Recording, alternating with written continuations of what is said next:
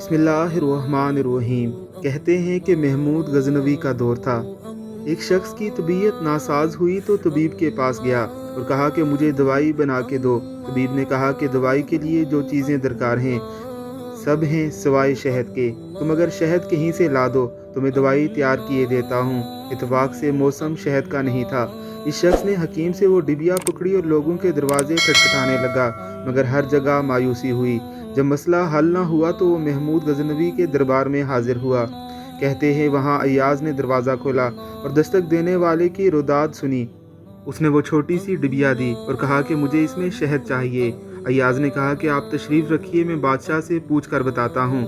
ایاز وہ ڈبیا لے کر بادشاہ کے سامنے حاضر ہوا اور عرض کی کہ بادشاہ سلامت، ایک سائل کو شہد کی ضرورت ہے۔ بادشاہ نے وہ ڈبیا لی اور سائڈ میں رکھ دی اور ایاز کو کہا کہ 3 کین شہد کے اٹھا کر اس کو دے دیے جائیں۔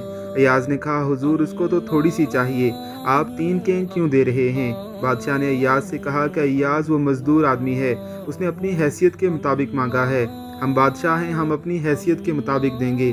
مولانا رومی رحمہ اللہ فرماتے ہیں کہ آپ اللہ پاک سے اپنی حیثیت کے مطابق مانگیں، وہ اپنی شان کے مطابق عطا کرے گا، شرط یہ ہے کہ مانگیں تو صحیح۔ اللہ رب العزت کی ذات ہمیں اپنے علاوہ سب سے مانگنے سے عاجز کر کے صرف اپنا منگتا بنا دے۔ آمین ثم آمین۔